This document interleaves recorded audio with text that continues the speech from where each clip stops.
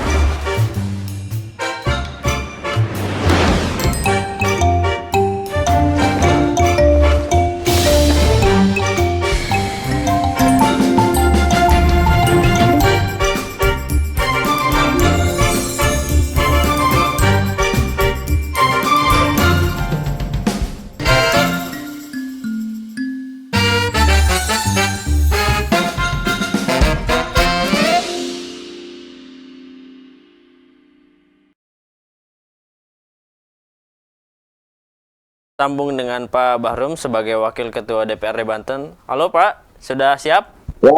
Oke, sebenarnya Ya. sudah ini. Pak, tadi pertanyaan saya adalah bagaimana kronologisnya ini, Pak, kebijakan mengenai pengadaan kendaraan dinas yang senilai 28 M atau lebih, Pak? Bagaimana? Kemudian nominalnya berapa sih, Pak? Gitu.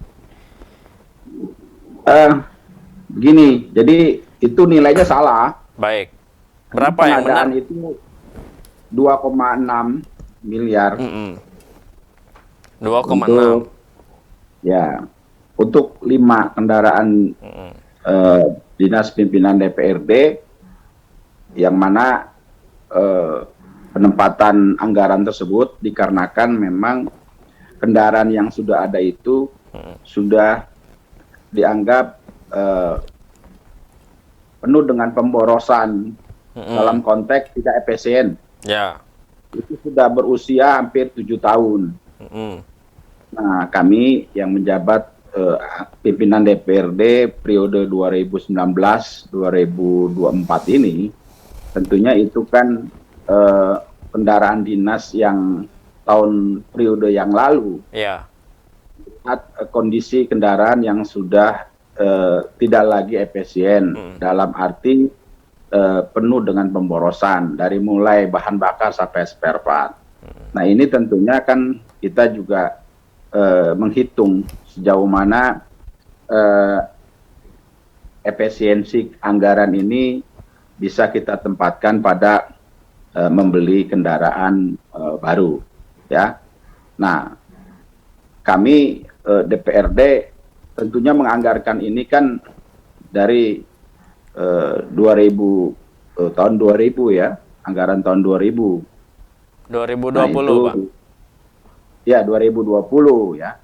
Itu diluncurkan 2021 dikarenakan kemarin kan kita terkena Covid. Dan masih adanya anggaran itu diperkirakan Covid ini bisa berakhir. Dan kondisi kita dalam kondisi normal. Dan juga kita melihat dari sisi pendapatan daerah yang saya pikir di sini juga tidak jatuh-jatuh benar. Artinya standarisasi pendapatan itu lebih baiklah di Provinsi Banten. Nah, awalnya seperti itu. Nah, adapun sampai saat sekarang ini belum diserap, karena kami melihat bahwa kondisi pandemi COVID-19 ini sangat-sangat memprihatinkan ya untuk kepentingan rakyat Banten, dan juga sangat-sangat dibutuhkan ya anggaran-anggaran pemerintahan daerah kerangka untuk menunjang jalannya penanggulangan COVID-19 ini. Nah, akhirnya kami tidak serap. Di situ kita melihat bahwa kesadaran kami untuk tidak bisa menyerap anggaran pengadaan mobil dinas, ya kami lebih empati kepada bagaimana kondisi masyarakat Banten untuk bisa tertanggulangi terkait dengan adanya pandemi COVID-19 ini. Begitu, Nana. Baik Pak, berarti sejauh ini sudah dirubah ya Pak ya kebijakannya, dialihkan ke COVID-19, penanganan COVID-19. Apakah nominalnya masih sama Pak, senilai anggaran pengadaan kendaraan dinas 2,6 M itu? Ya, jelas sama lah, wong belum diserap ya oleh kami, ya belum diserap, ya tentunya ya sama, ada masih dalam posisi di kas daerah 2,6 itu. Dan juga ini Nana perlu diketahui oleh publik, boleh. Ya, bahwa anggaran di DPRD itu bukan hanya kendaraan dinas saja yang kita geser, yang kita refocusing. Ya. Ada berapa itu Pak? Itu ada renovasi ruang pimpinan, renovasi ruang perkantoran, ada pakaian dinas, ada ATK, perjalanan dinas, makan minum, ya. Lalu juga ada pemeliharaan. Nah, di sini kami melihat bahwa dalam kondisi seperti ini DPRD yang mempunyai fungsi kontrol, fungsi budget, ya fungsi legislasi ya tentunya sangat intens lah untuk bagaimana kita lebih mengedepankan kepentingan pelayanan masyarakat terhadap adanya pandemi COVID-19 ini. Begitu Nana. Jadi bukan hanya mobil, banyak ini. Berarti ada berapa Pak total yang dialihkan? Total berapa M Pak? Tadi kan anggaran mobil itu 2,6 M. Dari anggaran DPRD itu total yang dialihkan ke refocusing ke dana COVID ada berapa M Pak? Untuk masyarakat diketahui. Ya, kurang lebih dari anggaran total yang ada itu kurang lebih kami bisa geser 15-20%. Baik. Ya. Kegiatan-kegiatan yang sudah teranggarkan di 2021 ini. Nah, keprihatinan yang kami lihat dan kami rasakan gitu kan. Nah, ini tentunya yang dianggap tidak prioritas ya, tidak anggaran yang dianggap tidak terlalu urgent betul kan gitu. Nah, ini kita juga geser, ini juga kita refocusing seperti itu Nana.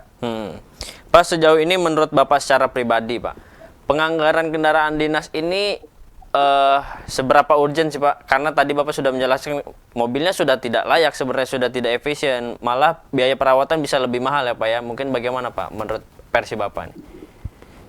Ya, menurut saya ya seperti itu. Jadi ya daripada nanti untuk pengadaan bahan bakarnya itu tidak sesuai ya kan. Artinya dengan kondisi kendaraan yang sudah tidak layak dipakai ya. Ya kalau bilang tidak layak dipakai ya masih layak, cuman kelayakannya ini mengkhawatirkan aja, dianggap ada hal-hal yang tidak efisien ya.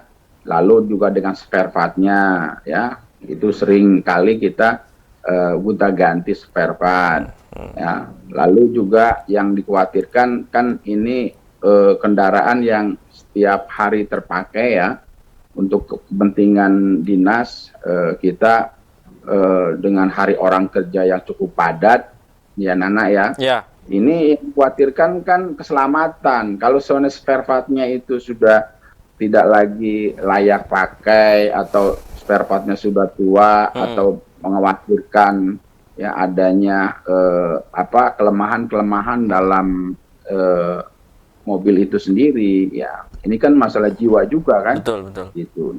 Mungkin hal itu hanya tambahan, tapi yang terpenting efisiensi anggaran ini kerangka untuk perawatannya ya kan, lalu bahan bakarnya ya, ini kita butuh juga kan. Betul. Ya untuk memanage bagaimana kebutuhan kendaraan dinas ini, selain juga kita harus benar-benar safety ya, juga keduanya juga harus benar-benar bisa tidak mengeluarkan pembiayaan yang besar ya untuk kendaraan itu sendiri. Begitu Nana. Oke. Pak, kalau kita berbicara spesifik dana refocusing yang dilakukan oleh DPRD ini akan dijadikan bentuk bantuan apa Pak kepada masyarakat mungkin atau bagaimana?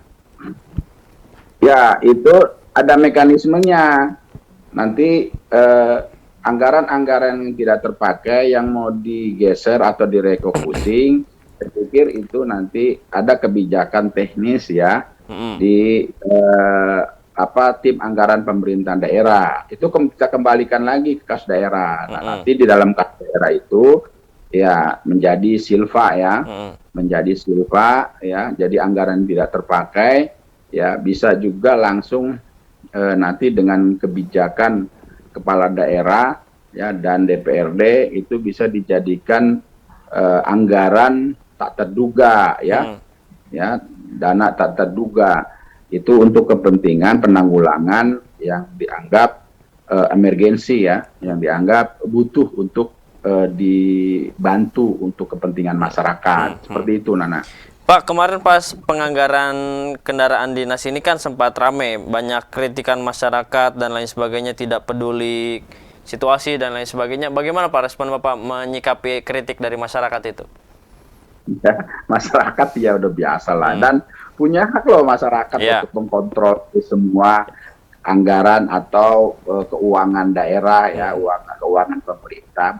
Biarkan saja, yang penting kan faktanya kita. Kalau mau diserap kita ego ketika kondisi seperti ini, mungkin kan nggak sampai di semester kedua, Nana. Ya, kemarin saja kalau memang kita ego, kita juga tidak memikirkan yang lebih besar untuk kepentingan rakyat Banten, mungkin kita udah serap, kan begitu, ya kan? Mungkin sebelum terpublish kita sudah beli mobil baru, tapi mengingat selalu kita evaluasi beberapa anggaran kegiatan yang tidak begitu prioritas, ya, yang dianggap kita membutuhkan satu anggaran besar untuk penanggulangan COVID ini, ya, tentunya kita nggak serap, ya, artinya banyak kan poin-poin yang bukan hanya mobil dinas, ya kan, ada seperti ruangan apa-apa, ruangan masih dianggap cukup layak, kan gitu, walaupun kondisinya juga banyak lah, ya, kelemahan-kelemahannya. Terus perkantoran, pakaian aja. Kalau seandainya kita mau mengedepankan ego, mengedepankan kebutuhan lembaga, ya, tidak memikirkan kebutuhan rakyat, mungkin juga gitu ada serap, kan gitu. Apa tidak ada kekhawatiran, Pak, ini akan dijadikan alasan para anggota dewan untuk malas bekerja, Pak, nanti? Oh, ini mobilnya kurang layak, saya malas lah gitu, dan lain sebagainya. Oh, enggak. Ya, enggak lah, artinya kan ini kan ada progres anggaran yang terevaluasi, Nana, ya kan? Kita kan sebenarnya begitu penetapan di bulan Januari, ya, kita mungkin di triwulan ketiga mungkin sudah bisa kita serap kalau kita ego, ya, dan ternyata ya memang COVID semakin tinggi, ya, kita. Nah, dari tingginya pandemi COVID ini tentunya empati kita bagaimana untuk tidak menghambur-hamburkan anggaran, ya. Kita melihat dari sisi kebutuhan masyarakat Banten ini sangat besar, ya, dalam rangka penanggulangan COVID-19 ini. Nah, justru disitulah rasa besar kami DPRD Provinsi Banten untuk tidak menyerap, kan. Bukan hanya itu mobil saja, banyak kegiatan-kegiatan, hampir 15-20% anggaran kami tergeser, ya, terrefocusing. Nah, inilah yang menjadi peran kami, ya, sebagai wakil masyarakat, wakil rakyat, untuk bisa bersama masyarakat, ya kan, ya, kita dalam kondisi seperti ini juga, ya, kita harus merasakan pedihnya bagaimana masyarakat mengalami kondisi secara sosial, ekonomi, di kesehatan di masa sekarang. Pak Bahrum, bagaimana, Pak? Ini yang ingin saya tanyakan adalah evaluasi ini, refocusing dana kendaraan dinas ini diubah menjadi ke dana COVID setelah ada cibiran dari masyarakat, kritikan masyarakat, atau karena dirubah karena ada kritikan dari masyarakat, Pak? Tidak juga, kan saya bilang tadi, kalau seandainya kita mengedepankan ego, tidak mengedepankan kepentingan pelayanan masyarakat dalam konteks kondisi COVID-19 ini, mungkin kita di triwulan ketiga, anggaran di tahun 2021 kita udah serap, kan begitu. Dan ternyata kita belum serap. Kalau kita ego, ya, kita hanya mementingkan kepentingan pribadi dan lembaga, itu kita udah serap, Nana. Kan gitu. Ternyata kan sampai di akhir semester pertama ini 2021 kan sudah serap, dan memang terevaluasi bahwa keuangan DPRD itu bukan semata-mata hanya untuk kepentingan lembaga saja, tapi itu juga memikirkan bagaimana kepentingan publik, kepentingan masyarakat Banten dalam kondisi seperti ini, ya, kita harus sama-sama bagaimana kita mengedepankan kebutuhan-kebutuhan anggaran kerangka untuk penanggulangan COVID-19. Oke, baik, Pak. Kalau di era sekarang kan PPKM, mungkin Bapak juga terdampak, ya, Pak. Bagaimana sih, Pak, respon Bapak atau tanggapan Bapak kepada masyarakat yang saat ini terdampak? Apa yang ingin Bapak sampaikan kepada masyarakat maupun pemerintah dalam hal ini lembaga eksekutif? Ya, yang jelas di PPKM ini, ya, kita semua harus merasakan, ya, merasakan bagaimana sulitnya, ya, untuk penanggulangan masalah kesehatan yang berefek kepada ekonomi masyarakat. Kami DPRD secara terus-menerus mengedukasi masyarakat dan juga melakukan pengawalan kesehatan ekonomi di masyarakat. Seperti itu. Apa langkahnya? Ya, langkahnya kami ketika sekarang sudah tidak ada kegiatan-kegiatan keluar daerah, ya kita fokuskan ya selama 3 triwulan ke sekarang ini, ya kita melakukan edukasi masyarakat, melakukan pengawalan dan bantuan-bantuan kepada masyarakat. Ini kerangka untuk bisa bagaimana masyarakat itu dengan adanya kemarin ya kesulitan dengan level 4 kita, ya COVID di level 4 ini, ya semua masyarakat minta pelayanan kesehatan di rumah sakit penuh, lalu kekurangan oksigen, dan alkes yang lainnya. Nah ini keprihatinan kami dan harapan kepada pemerintah daerah, ya apabila ada anggaran-anggaran untuk menunjang perekonomian masyarakat, efeknya dari masalah kasus COVID-19 ini segera keluarkan, gitu ya. Lalu juga saya menyarankan kepada pemerintah daerah, Provinsi Banten, itu pegawai-pegawai nakes itu ya diperhatikan, ya bukan hanya pegawai negeri sipil saja atau ASN-nya saja, tapi juga pegawai-pegawai non PNS-nya juga tolong diperhatikan. Itu memakan jiwa, makan nyawa, ya kondisi beliau seperti orang yang menguburkan, seperti pelayanan kesehatan di tingkat desa, tingkat kecamatan, tingkat kabupaten kota, ya di rumah sakit umum, ya tolong. Ini hal-hal seperti ini jangan buat remeh gitu kan.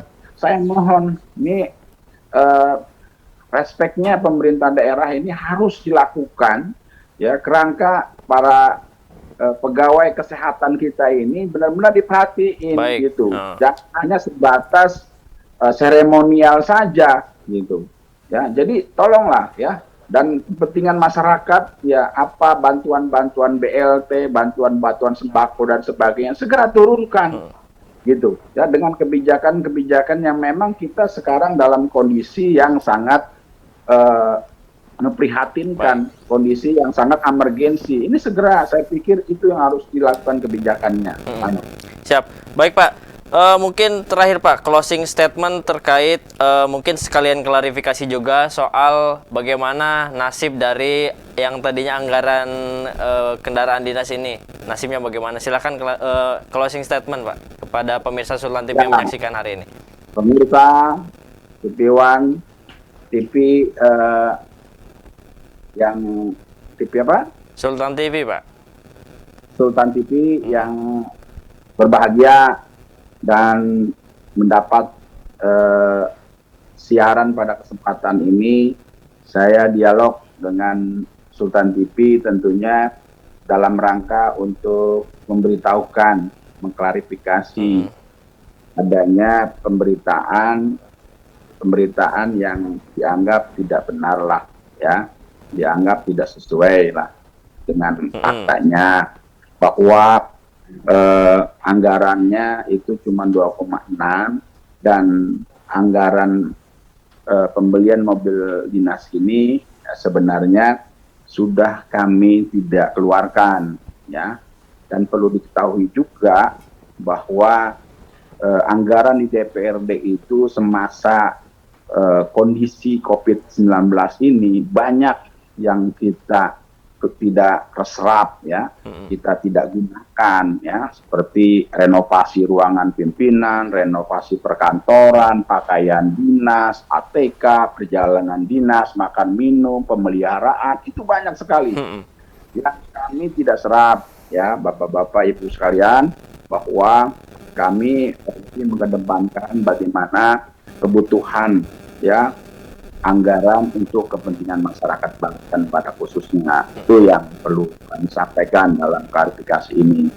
Kami tidak serta-merta yang mempunyai kebijakan anggaran lalu kita membiarkan kondisi masyarakat yang butuh anggaran begitu besar, ya kami berleha-leha menikmati adanya uang rakyat yang ada di DPRD ini kami gunakan untuk kepentingan pribadi dan lembaga. Tidak seperti itu, ya. Baik. Dan ini terbukti hasil evaluasi kami bahwa anggaran itu bukan hanya anggaran yang kami tidak keluarkan atau kami tidak serap, itu bukan dari anggaran pembelian mobil kendaraan dinas saja, tapi banyak ya hal-hal yang kami tidak serap dalam kondisi COVID-19 ini. Mungkin itu.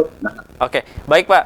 Mungkin beberapa tadi yang sudah disampaikan oleh Pak Bahrum ini menjadikan informasi juga kepada masyarakat yang di simpang siur, karena ya mungkin kita rasakan juga Pak, di kondisi seperti ini ada informasi apapun itu akan menjadi bola api yang panas yang ketika dilemparkan kepada masyarakat. Nah, mungkin pada kesempatan ini saya ingin mengucapkan terima kasih ya Pak ke Pak Bahrum sudah menyempatkan hadir dalam pertemuan kita kali ini meskipun virtual. Semoga kita bisa bertemu secara tatap muka ya Pak ya nanti. Oke. Pak, mungkin dari banyaknya tadi potongan ternyata bukan hanya anggaran kendaraan mobil dinas ya Pak ya. Dan tadi sudah disampaikan banyak sekali yang direfocusing. Semoga itu tidak menjadi hambatan untuk para anggota dewan semua dalam melakukan tugasnya ya Pak ya. Jadi tetap semangat gitu, jangan dijadikan alasan. Baik Pak, terima kasih atas bincangnya di pagi hari ini. Kita balik lagi pemirsa. Pemirsa, itu dia obrolan kita di pagi kali ini seputar bagaimana anggaran kendaraan dinas untuk COVID ini yang tadinya dari DPR dialihkan ke dana COVID-19. Semoga itu menjadikan informasi yang bermanfaat bagi kita semua pemirsa. Saya Agus Maulana pamit undur diri. Assalamualaikum warahmatullahi wabarakatuh. Waalaikumsalam warahmatullahi wabarakatuh.